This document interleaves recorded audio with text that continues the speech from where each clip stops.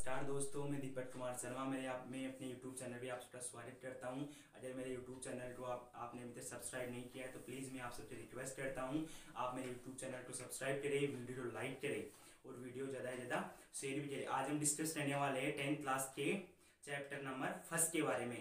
जो भी लॉकडाउन था उसके बाद में जो सिलेबस है ना चेंज हो गया है, उसमें से बुक में से साइंस की बुक में 40% सिलेबस को कट कर दिया गया। जो बोर्ड एग्जाम है उसमें केवल 60% सिलेबस आने वाला है आपके लिए। तो उसमें जो हम ना जो साइंस चैप्टर का पहला पार्ट है वो उस सिलेबस में ऐड है।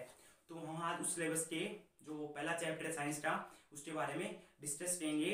और जो पहला चैप्टर उसका नाम है भोजन एवं मानव स्वास्थ्य। तो उसमें क्या है, कोई ज्यादा लोड लेने वाली बात नहीं है। उसमें पहला जो टॉपिक है वो है संतुलित और असंतुलित भोजन। तो संतुलित भोजन किसे कहते हैं? वह भोजन जिसमें सभी प्रकार के पोषक तत्व उपलब्ध होते हैं। उदाहरण के लिए जैसे हम देख सकते हैं कार्बोहाइड्रेट, विटामिन, पोटेशियम, अन्य खनिज लवण उपलब्ध होते हैं, उसे संतुलित भोजन कहते हैं। जिसमें दूसरा है असंतुलित भोजन। वो क्या असंतुलित भोजन किसे कहते हैं? ऐसा आहार या ऐसा भोजन जिसमें सभी प्रकार के पोषक तत्व उपलब्ध नहीं होते हैं, किस कोई ना कोई पोषक तत्व की कमी उसमें पाई जाती है, उसे असंतुलित भोजन कहते हैं। जैसे कि हम मार्केट में फास्ट फूड खाते हैं, जैसे कोई भी फास्ट फूड हुआ, वो सब हमारे असंतुलित भोजन है। जो ये इस पार्ट में से जो टॉपिक है ना बहुत ज्यादा पुटअप होता है। असंतुलित और असंतुलित भोजन में अंतर स्पष्ट कीजिए। असंतुलित भोजन किसे रहते हैं और संतुलित भोजन किस रहते हैं। तो हमने जो इस पार्ट का पहला टॉपिक था उसके बारे में तो डिस्कस कर लिया है। अब आते हैं हमारे विटामिन। तो पहला हमारा है कुपोषण के बारे में। तो आता है विटामिन कुपोषण। विटामिन कुपोषण किसे रहते हैं? ऐसा कुपोषण जिसमें विटामिन कमी से होने होता है। ऐसा कुपोषण जो विटामिन की कमी से होता है विटामिन कुपोषण कहलाता है। विटामिन कमी से होने वाला कुपोषण विटामिन कुपोषण कहलाता है। जैसे कि हमारे शरीर में विटामिन कमी से बहुत से रोग होते हैं, अनेक प्रकार के रोग होते हैं विटामिन कमी से, तो उसे कहते हैं विटामिन कुपोषण।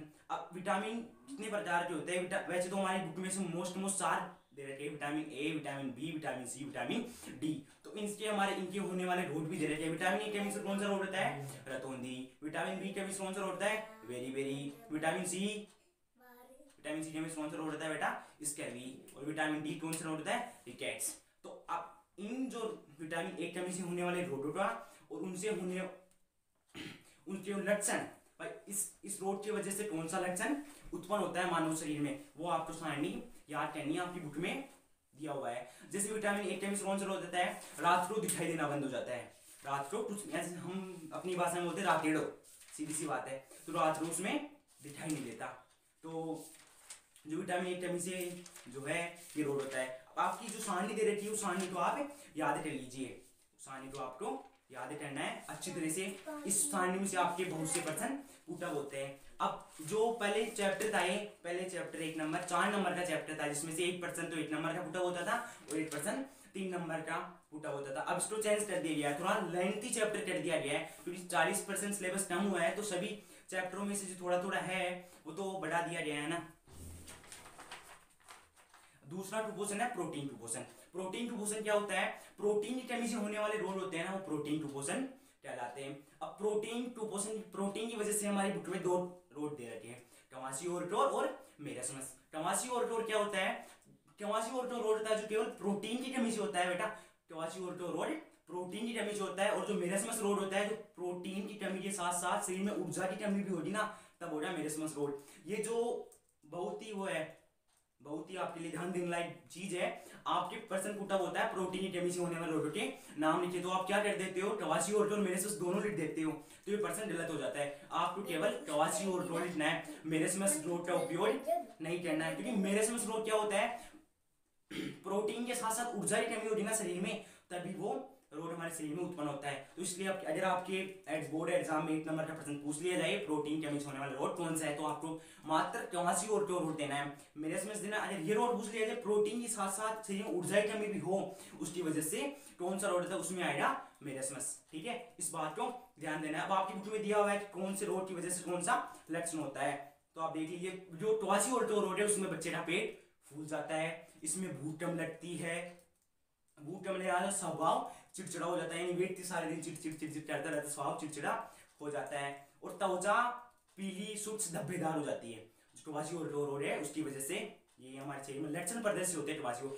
मेरस्मस में क्या होगा, मेरस्मस शरीर सूख के बिल्कुल दुबला पतला हो जाता है ना, आंखें क्रांतिहीन हो जाती हैं, आंखें अंदर घुस जाती है, आंखों से दिखना कम हो जाता है। ये मेरस्मस रोग के लक्षण है। उत्तमासी रोग के लक्षण आपको पहले मैंने बताई दिए। अब इसमें क्या दे रखा है आपके नेक्स्ट वो है खनिज कुपोषण। अब खनिज कुपोषण क्या हुआ, जैसे हमने विटामिन कुपोषण देखा, विटामिन की कमी से होने वाले जो कुपोषण होते हैं विटामिन कुपोषण, प्रोटीन की कमी से होने वाले कुपोषण प्रोटीन कुपोषण। तो खनिज कुपोषण क्या हुआ, हमारे शरीर में खनिज की कमी से जो कुपोषण उत्पन्न होता है वो क्या कहलाता है, खनिज कुपोषण। अब आपके जो नीचे तत्वों के नाम दे रखे हैं, सारणी दे रखी है आप युग में, उसमें आप तत्व है सोडियम, पोटेशियम, कैल्शियम, फास्फोरस, लोहा तत्व, आयोडीन। अब इसे प्रमुख स्रोत भी दे रखे हैं और इसके जो हमारे शरीर में जो कार्य करते हैं वो भी दे रखे हैं। तो ये इस सारणी में से भी आपके प्रश्न पुट अप होता है कि सोडियम जो है तत्व है उसकी कमी से हमारे शरीर में कौन सा रोग उत्पन्न होता है और उसके लक्षण क्या क्या होते हैं। तो आपको इस सारणी को है ना बिल्कुल अच्छी तरह से याद करनी है।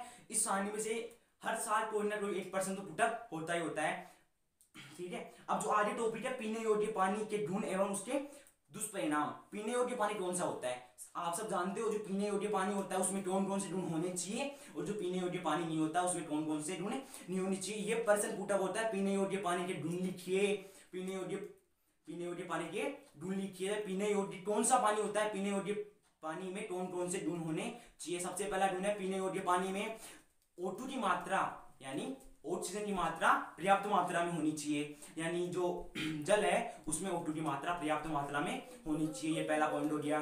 दूसरा पॉइंट हो गया कि पीने योग्य जल है, जो पीने योग्य जल होता है उसमें आंखों से दिखाई देने वाली कोई भी जो अशुद्धि हमें आंखों से दिखाई नहीं देना चाहिए। अगर जिस जल में हमें आंखों से दिखाई देने वाली जो वो यानी कोई भी जो हमें तत्व या जल में दिखाई देते हैं ना, कीड़े वीड़े कुछ भी बोल सकते हैं, वो जल अशुद्ध होता है, वो हमारे लिए पीने योग्य नहीं होता। तो इसलिए आंखों से दिखाई देने वाले कोई भी अवशिष्ट पदार्थ जल में विलीय नहीं होना चाहिए, विलीय या मिला हुआ नहीं होना चाहिए, वो शुद्ध अशुद्ध होता है। तो इसमें आपके बहुत से जो है वो दे रखे हैं पीने योग्य पानी के। पीने योग्य जल के गुण भी काफी है और दुष्प्रभाव भी है, यानी पीने योग्य जल में कौन कौन से दुष्प्रभाव है। आपके टॉपिक उठता है कि पीने योग्य पानी के गुण और दुष्प्रभाव लिखिए। तो आपके पीने योग्य पानी के जो पहले गुण है आपको वो प्रदर्शित करना है, तो पीने योग्य पानी के जो दुष्प्रभाव है फिर वो लिखते हैं कि आपके प्रश्न पूछ लिया जाए तो आपको जरूर पुटअप करना है। Thank you so much. जो हम इस चैप्टर का अगला वीडियो है वो आप मेरे चैनल पे जाइए, चैनल को खोल के अगला जो इस आगे का टॉपिक है अगले वीडियो में बताता हूँ। ये मेरे चैप्टर का फर्स्ट जो पार्ट 1 है। पार्ट 2 में हम इस चैप्टर का आपका पूरा डिस्कस करेंगे। इस चैप्टर के जो क्वेश्चन आंसर है वो भी डिस्कस करेंगे, जो जो गलती आई है उसको हम सुधार करेंगे। और आप मेरे चैनल में जो गलती हो तो कमेंट सेक्शन में आप जरूर लिखिए और आप मेरे चैनल को सब्सक्राइब कीजिए। धन्यवाद।